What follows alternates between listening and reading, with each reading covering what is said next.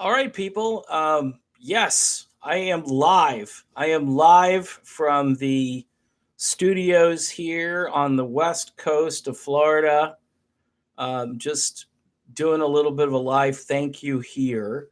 Uh, as you probably know, the channel has come under a bit of just monetary scrutiny or demonetization, and I am here because I wanted to say thank you for those folks who've stepped up and who've actually donated some money and some serious money. I'm just shaking my head at the money that was donated in the last 24 hours. And look, I'm the only reason I put the email out there for PayPal, and also I've been sharing the Patreon link from time to time, which is really on the page, on the top page, top part, is mainly because each day, you do a video, and your first 3,000 views are essentially free.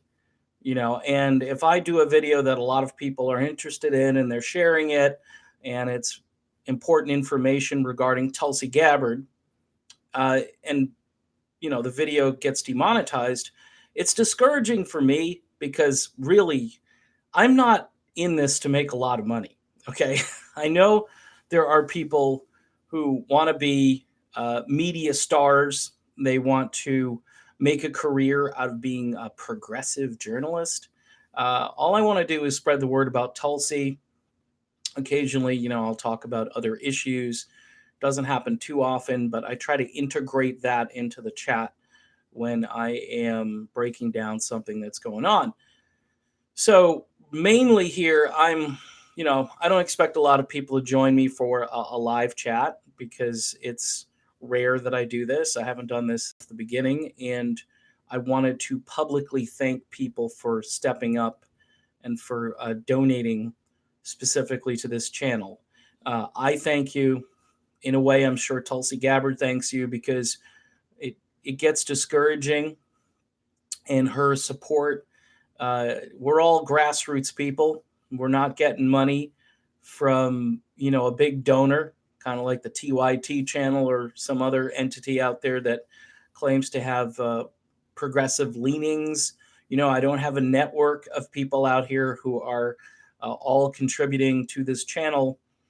And if that were the case, honestly, I'd be pretty lazy, because what happens is if you've got all this money coming in, what'll happen is you'll get very complacent and you'll just put any kind of information out there, and you won't be enthusiastic and you won't talk about what needs to be said.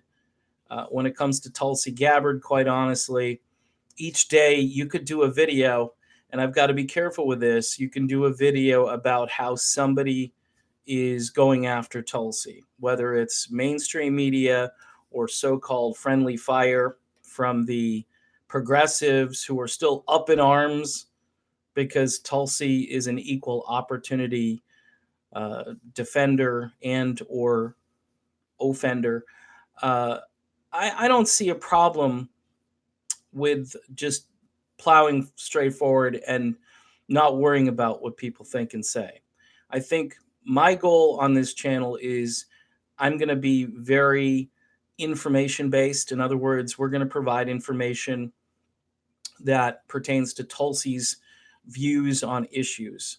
I had a long, more or less, conference call chat the other day with two very smart, savvy political operatives or activists. I won't call them operatives because that sounds like they're covert and they're working for the CIA. They're not. They're just people that have been both either on the left or the right, and now they're kind of like, what is going on? Because the left, a lot of the left has language and has attitudes, and the way they do discourse that scares people. It doesn't just scare people on the right. The people on the right have their own issues. It scares people who are either apolitical or kind of in the middle, and they can be persuaded to go either way. And you come at them with all of this BS about I don't know, some inside baseball conversation that has nothing to do with the main issues. Also, what I've noticed is a true progressive isn't hung up on identity politics. They're just not. People on the left, the tribal left, the resistance left, the I can't function because Donald Trump is the president of the United States. Okay, those people aren't really progressives. What they are, they have their grievance culture pretty much, and I don't know if I could hang with them and have a beer and sit down and enjoy my time, because we'd probably sit at the bar and they'd complain about everything. This waiter is doing this wrong, and I could just, I mean, whereas a progressive wants to sit down and say, okay, let's fish or cut bait here. Let's let's outline what issues are the most important issues to working class people, people who are on the margins, people who continually get left behind by both political parties. Tulsi Gabbard has managed to focus on a top tier issue, which again, all issues are going to be downstream from the anti war stance that she has. And it's not a glib pacifism, it's not somebody who isn't well thought out. I know how she's going to take this on. She's going to do one step at a time. She gets into the Oval Office. It's, I think, first Afghanistan. I think that's where we're going to say enough. We've invested too much. We've gotten very little in return. Our country, we just can't keep doing it. And all these other places where we're saber rattling or we're threatening, we're sending warships, we're doing war games in various places. I mean, the stuff I read, I can't remember it all. But antiwar.com is a great website to go to. And typically every single day, they have stuff going on where they highlight what we're doing as a country. And nobody ever calls into question, gee, wonder how much money this is costing us to do this operation out here. Well, it's already in the budget, Dave. It's already been allocated. So, I know what your problem is. A bunch of Democrats voted for it too. Yup, and that is the problem. And that's why we need a Tulsi Gabbard in the White House.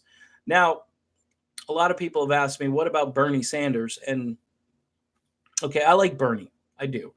And if it comes down to Bernie and whoever else, yeah, I'll consider Bernie. I don't know how enthusiastic I'm going to be about Bernie Sanders, but it's a wait and see process. We are a long way out. And what I envision is the next debate. Tulsi, again, is the most talked about person all over the place, except in the mainstream media, where they'll be like, no, we didn't see her. I know she was up there and she was talking about things and people were applauding. No, we didn't see anything. And maybe one or two outlets will be forced to have her on. Chris Matthews, who, I don't know if he got the old thrill up his leg, but he did sit down with Tulsi Gabbard, and I think he recognized that she was kind of a rock star in that debate. And he asked a rhetorical question. How come none of the other candidates are anti-war? Well, duh, Chris. It's the same reason you have a job, buddy. If you push it too hard, they're going to say, see you later, Chris Matthews. Tulsi Gabbard isn't afraid. She's unafraid. And I think that's what is most important here is we need somebody who's not afraid of the establishment. So again, I wanted to say basically aloha and to tell people thank you for supporting the channel via the email that I posted. It was in the description of the last video. Eventually, when I'm done with this live stream, I'll try to find a way to put it in the description. I'm still a little bit wet behind the ears when it comes to some of this tech stuff, and hopefully I'm getting better. But it's a work in progress. And those people who stepped up, let me see if I can just throw first names at you here. Actually, I can't get back out of this screen in order to do that. I know one gentleman's name was Darrin. So, Darrin, you know who you are. Thank you so much. And Rogelio, I think, was the other gentleman who stepped up. But people have been donating, and I've been emailing them directly back saying thank you. Um, this is for Tulsi Gabbard. Tulsi isn't paying me directly. There's nobody from the campaign that has reached out and said, hey, thanks what you're doing. We're going to give you $100 a week to keep doing it or something like that. And I'm not asking for that. I voluntarily decided that this is what I wanted to do. Obviously, I was hoping for a little bit of a better working relationship with my bosses and those people who work for Google and YouTube, but I guess that was a pipe dream. So thanks again, everybody. We'll just keep fighting. This is what we got to do. We can win this. We can literally win this. I know when I go on Twitter, people say, you're crazy. She's at 2. Well, she's at 2. She's at 3% now. Where's Beto O'Rourke right now? He's at like 2, right? And he was the darling for a couple of weeks. He got all that free media exposure. And Tulsi Gabbard technically is beating him. And certainly she's beating him when it comes to actual online commerce where people are discussing the campaign. And to me, that just speaks volumes to the fact that everybody who I know does not want the status quo anymore. Now, I know there are people that do, but those are the people that we have to persuade. And hopefully there are more of us than are of them. So that's all we can hope for. But again, thanks for tuning in. Thanks for supporting this channel. I will be back with more content and trying to stay monetized, but it's not easy. And that's why I'm on here thanking and praising people for stepping up and helping me out. Again, I'll make the PayPal email address available if anyone else wants to give. You don't have to give crazy amounts, just $5, whatever you can afford. If you haven't actually given to Tulsi Gabbard first, just give it to her first. Okay, the buck, she needs 130,000 unique donations. I think she's close to 100,000. And my hope is after the next debate, her fundraising is going to go crazy and she will, again, rise more in the polls. And then we're on our way. We're on our way to the Iowa caucuses, and that's a state where we could actually win. So let's just, batten down the hatches and try to stay positive. And of course, I am speaking to myself here because at times I get way ahead of myself and I get discouraged. All right, done. See you soon. And thanks for tuning in.